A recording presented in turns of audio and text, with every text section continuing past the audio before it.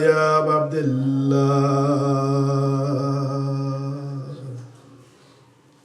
يا رحمة الله واسية ويا بابا نجاة الأمة فليت أن أكون معكم سادتي فنفوذا فوضا عظيم إنا لله وإنا عليه راجعون.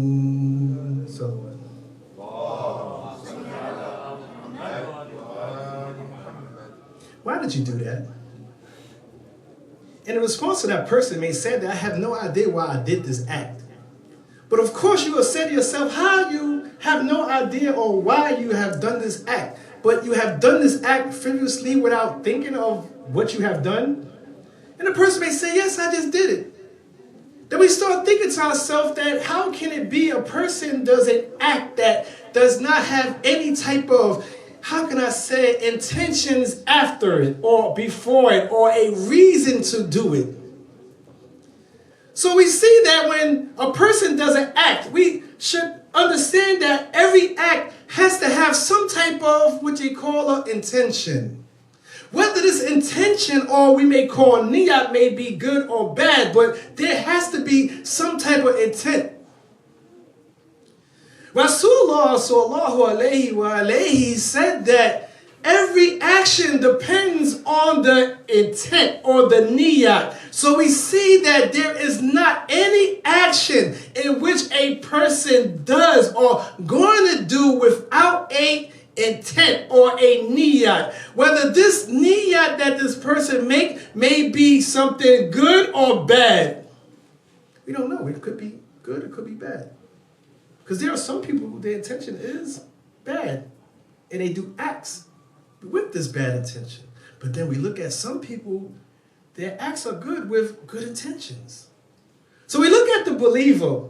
We find that the believer, when he or she, they makes a niyat, they do the niyat, they do the intention, they do the act. They do this act not just for themselves, but they do it to make the pleasure or meet the pleasure of Allah Azza wa Jalla, or to seek nearness to Allah Azza wa Jalla, as we're supposed to do. Because when we do an act, our act should not be just for no reason. It should be the pleasure of Allah or to seek nearness. Example, when we're about to pray, or let's say, no, when we're about to do wudu, we say, oh, we're purifying ourselves so we can make prayer, so we can be near to Allah, even though we know we cannot be near to Allah physically, but in a spiritual way.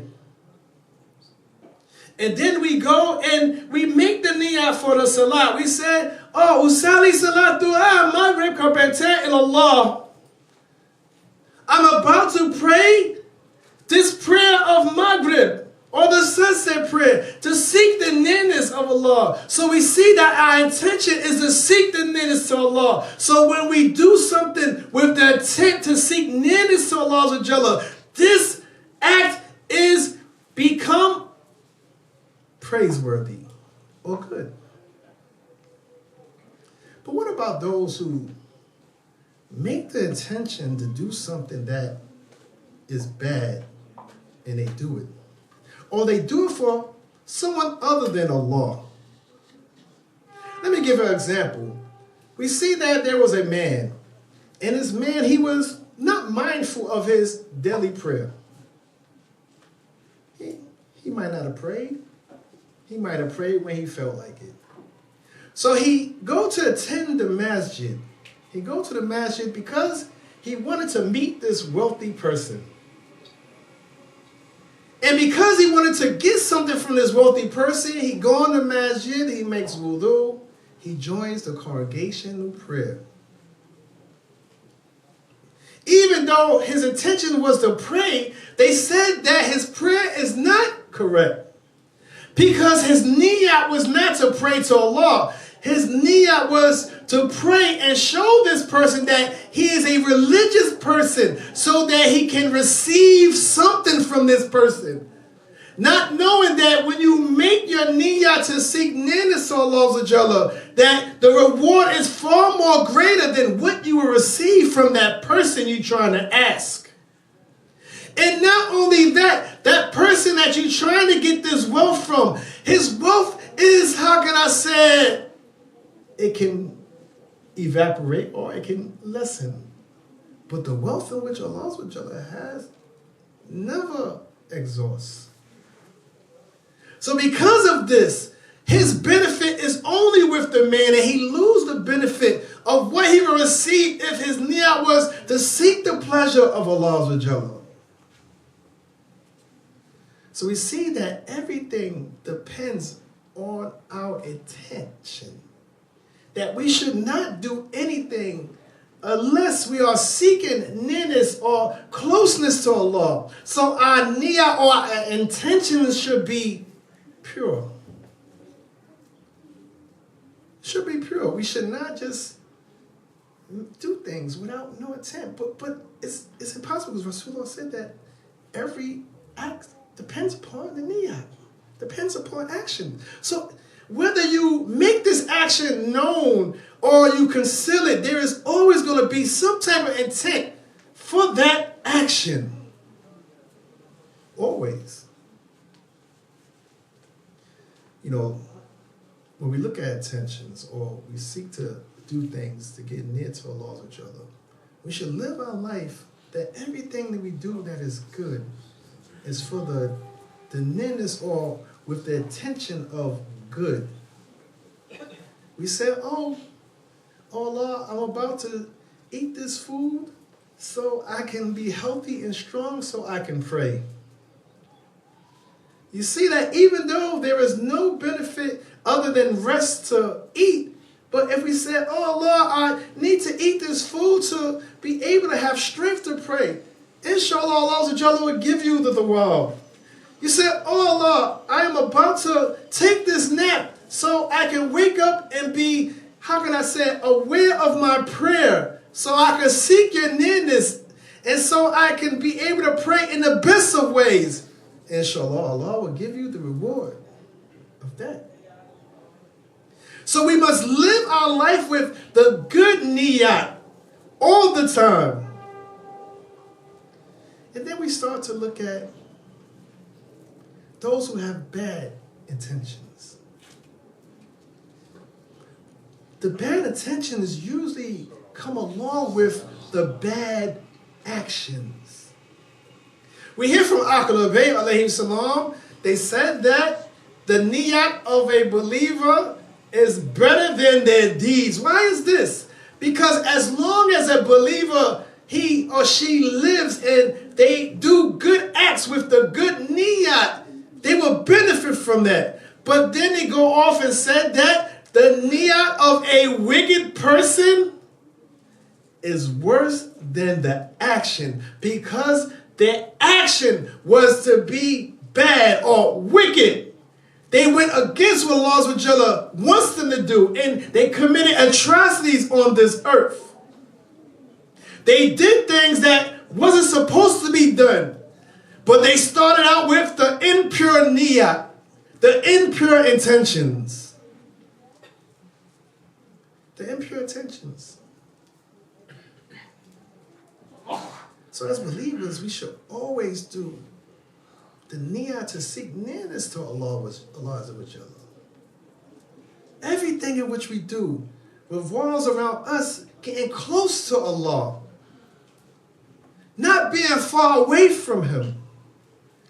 It is that though those who intend to do things with other people, they do not get any benefit at all, and in the hereafter they will get some ease, but not as much ease as they themselves think, because they thought that they could get something from this person. They thought that they can show this person a good time and this person will receive them with something that they want. So they try to get closer to that person. But all actuality, when you get closer to that person and you do things for that person to seek their pleasure, we lose the pleasure of Allah Azza wa Jalla. We lose the pleasure. You know, it reminds me of a story. And they said that Allah Subhanahu wa Ta'ala, He had commissioned the hellfire, or commissioned some people to the hellfire. So the angel of death, he told the hellfire, he said, these people, do not scorch their feet. Do not let the hellfire scorch their feet. The first time he said, but why is this? They said that because these people, they use their feet to walk to the masjid. SubhanAllah, we see nothing wrong with that. Walking to the masjid. Why are you living in hellfire for walking to the masjid? Then, the next person or the next group, the gatekeeper of the hellfire, he told them not to burn their face. Because this face, the face, they washed it with wudu. They performed the ablution. Then he told the hellfire not to burn their hands. Why? He said because he used their hands to make supplication or make dua. The next day they said, do not torch their tongue. Why? Because they use this tongue to recite Quran. So then the gatekeeper of the hellfire, they asked, he said, O sinners, O people of the hellfire, what caused you to get in the hellfire? They said, we did things to please others. In other words, they walked to the masjid by using their feet so the people could say that, oh, they always walk to the masjid. They looked for the pleasure of the people. They did not look for the pleasure of Allah Subhanahu. When the person went to make the wudu, to pray, they did not pray for the pleasure or the nearness of Allah Subhanahu. They prayed so man could say, wow, look at them. Look how they pray. They always pray on time. MashaAllah. The reason why the person that made the dua, they did not get their hands affected because of the dua. They said, oh, maybe this person, his dua was so beautiful and he always seek, or she always seek the attention of the other person instead of seeking the attention of Allah Subhanahu. So they want the people to say, oh, look how great this person is. Oh, listen how this person sounds. But they never look for the pleasure of Allah Subhanahu. Why did he tell them not to scorch the tongue or to torch the tongue? Because these people, they recited Quran, but they only recited so man can give them praise. They seeked the pleasure of man. Their intention was the pleasure of man. So because of this, Allah Subhanahu has consigned these people to the hellfire, but he saved those things in which they have done. But the intention that they had was not for the pleasure of Allah, was the pleasure of man. And we know that when we do things for the pleasure of man, it only lasts in this world. And it only lasts until that man is no longer your friend or want to talk to you anymore. Because if you do something for the pleasure of Allah Subhanahu, it's possible that Allah Subhanahu will reward you in this world. But no. I don't want to be rewarded in this world. Oh, I want Allah to reward me in the hereafter. Because that deed in which he give me the benefit from in the hereafter is forever. But that good thing that person gave you because you did it for his pleasure only lasts for a small amount of time. Now, I'm not saying that when we help somebody or we look for help, we're not helping them for the pleasure of Allah. This is different. We talking about that person that has the niyat for the pleasure of them. But as believers, when we do a niyat to help somebody or we do our intention, we say we help this person for the pleasure of Allah, to seek nearness of Allah. Now this is different. We're talking about those who don't do that part. This is what we're talking about, those people. This is a different type of breed there. But another thing that also happens, and we see that a person that has a niyat may change in the middle of the intention. In other words, we're told that our intention should be a continuous intention, that it should not start out one way or end another. Let me give an example. When they said an example, like, say I am in my prayer. I'm just looking from a fiqh perspective. I'm in my prayer. I'm praying Asr. And I realized I did not pray Dhuhr. So in this prayer, I changed my niyat to the prayer I didn't pray. So I'm no longer praying Asr. Now I'm praying Dhuhr because I forgot I did not pray Dhuhr. Now, this is an example of someone changing their niyat. This is okay. But let's say a person in the beginning, his niyat is Qurbatan ilallah, to seek the nearness of Allah. And then as time go on, he starts to change his niyat. And now his niyat is to seek the pleasure of fulan, or whoever it may be. Now he sees that I get more benefit from, how can I say, impressing this person or that person or whoever may be. So my niyat, my intentions start to change. So one of the hardest things that we find that for a person to have a continuous niyat, the example is that when you make the niyat for Salatul Dhuhr, you end with Salatul Dhuhr niyat. You don't say, oh, I start with Salatul Dhuhr, now I'm going to do something else. No, it's a continuous niyat, and we continue the same niyat from the beginning of the action all the way to the end of the action. And in the beginning it's Qurbatan ilallah, and at the end should be Qurbatan ilallah. It should not be in the beginning Qurbatan ilallah, in the middle for him or her, and then maybe some of them or some of that at the end. No. A niyat should always be the same. Seeking the nearness of Allah subhanahu wa ta'ala. Always. We see these examples all the time within our centers and masjids, how things just don't look right. Right? It just don't look right sometimes. Like, wow, like this is very interesting. I remember a story from Luqman al-Hakim, and he was advising his son. I love Luqman al-Hakim. He's one of the great people. I look at him in Bahlul. I kind of think of him like me, because Luqman al-Hakim, he took things that was good from what he saw, and whatever was bad, he took away in Bahlul. Everybody thought he was Majnun, but he was very smart. Sounds like me. If you knew who I am, it sounds exactly like me. So I love these guys. So Luqman al-Hakim, he was given some type of lesson to his son, like he always do. But on this lesson, even though he said that this is signs of a hypocrite, this pertains to this type of discussion. He said one of the things you could tell of a hypocrite, he said that when they are alone, they are tardy with their prayer.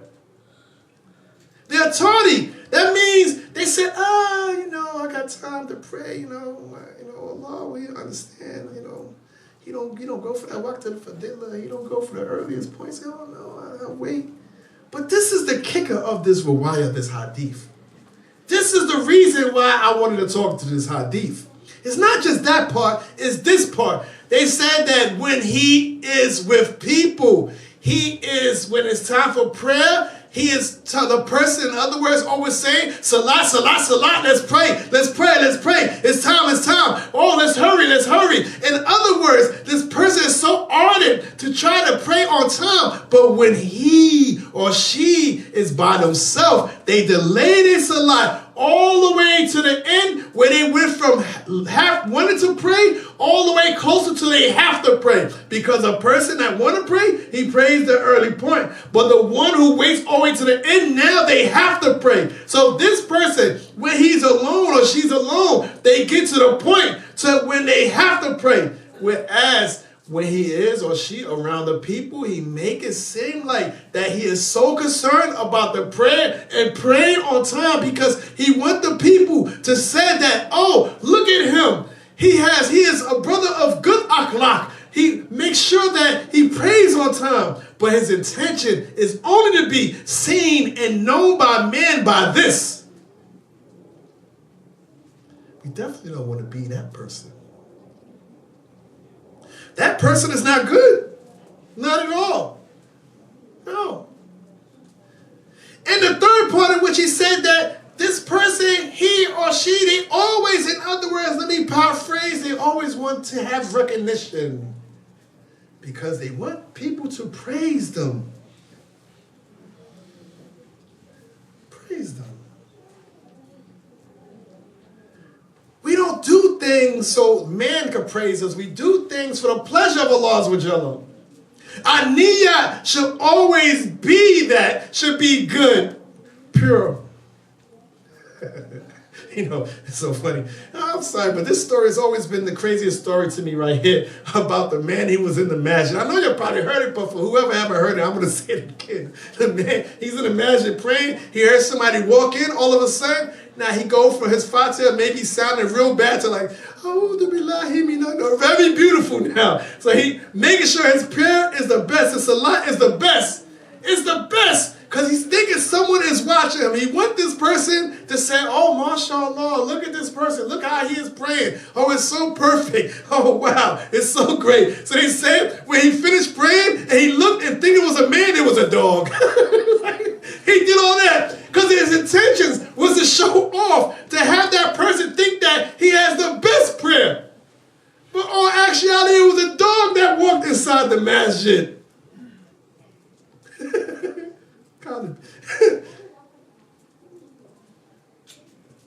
This is how we are. So at times, we try to make it seem like we are something in which we are not, so we can get praised by the other people, instead of doing things only to seek the pleasure of Allah. That our niyyah is only to seek the pleasure of Allah. Everything we do is to seek the pleasure of Allah. It's to get closer to Allah, to seek nearness to Allah, for the love of Allah.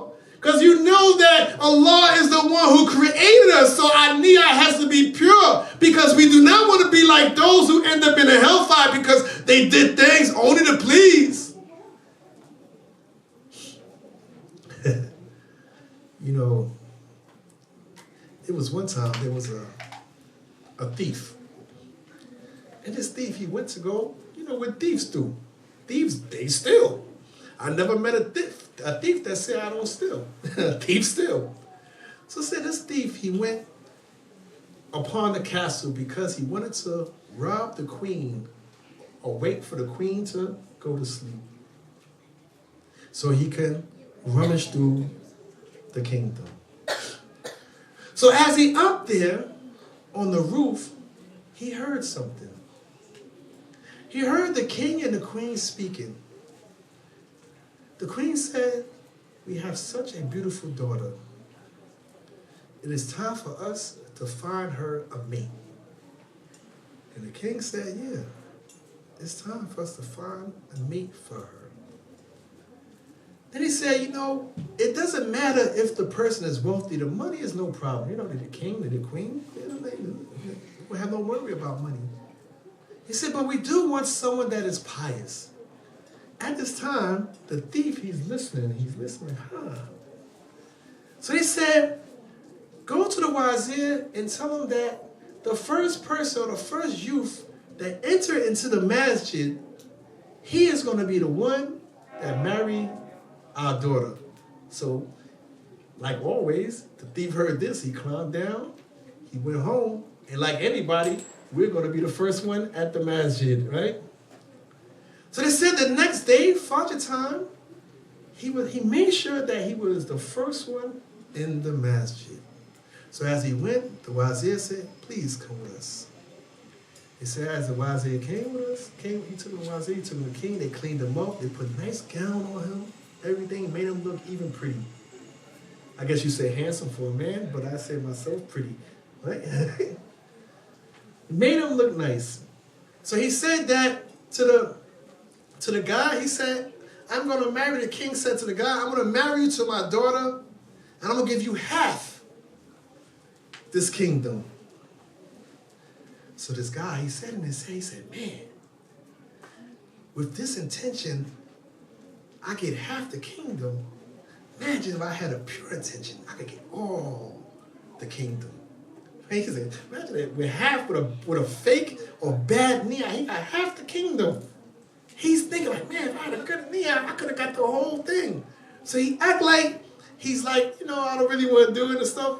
So the king was like, okay, I will give you all the kingdom. Then he took it.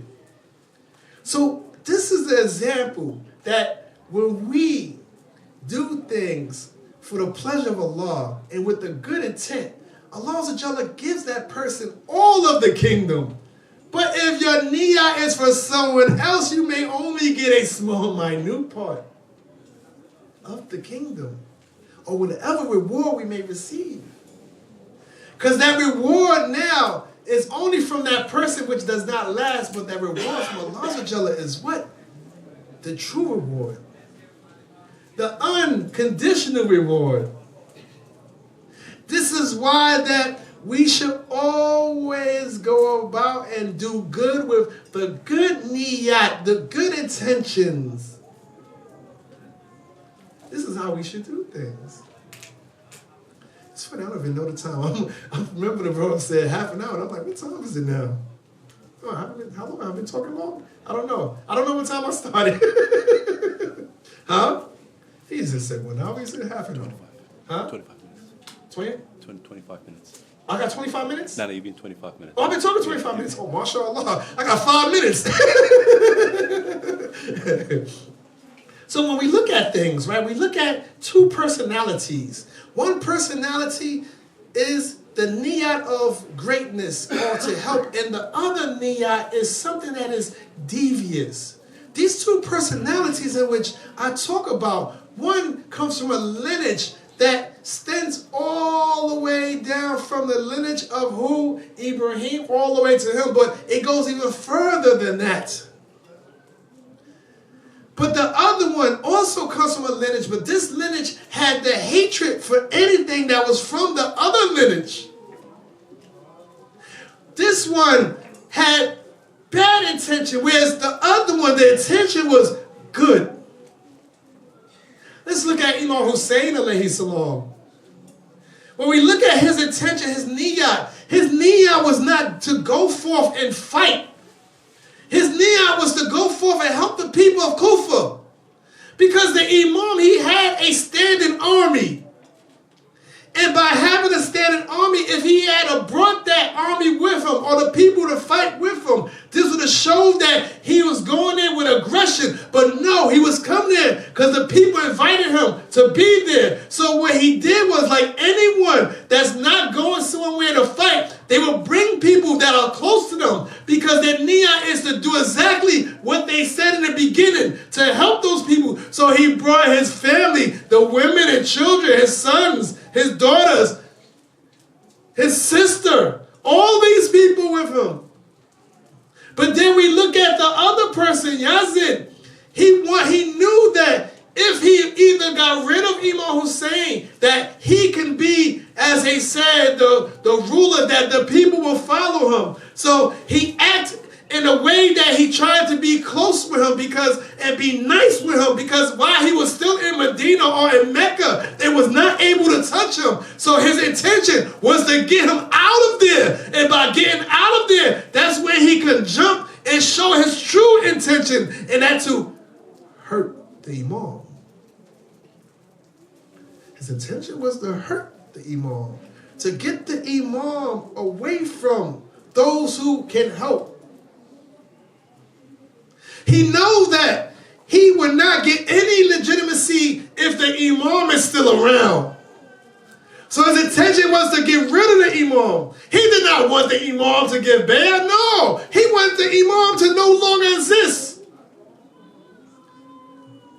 This is the treachery of those people who have the niyyah that is bad. This is the person which Rasulullah said that the niyyah of an evil person is more wicked than their actions, because his niyyah from the beginning is to hurt the Imam. is to kill the imam, to hurt the family of Ahlul Bayt. His niyat was nothing else. He wanted to dispose of the imam. This was his intention. His intention was to hurt Islam. His intention was to extinguish the light of Ahlul Bayt, Ali Muhammad sallallahu alayhi wa sallam. Because the wicked person constantly over and over transgress over and over with the bad niyah, the hidden niyah, the niyah that people will think that, oh, this person good. But no, what they are showing you may be good. But the true niyah, the true intention is something that is trifling, as they may say. I don't know if y'all use that word here, trifling. Maybe it's just something American, right? I don't know. Something bad. Then we look at our imam with the pure intention from a pure lineage, with a pure heart, with all the good that he did came from good niyat to help the people. We ask that when we give our niyat, we must follow the example of Ahlul Bayt alayhi salam and do things only for the pleasure of Allah with a pure and clean niyat. And not be like those of the wicked people whose niyat is not pure or wicked. And they do treacherous things to people and those who are of the earth.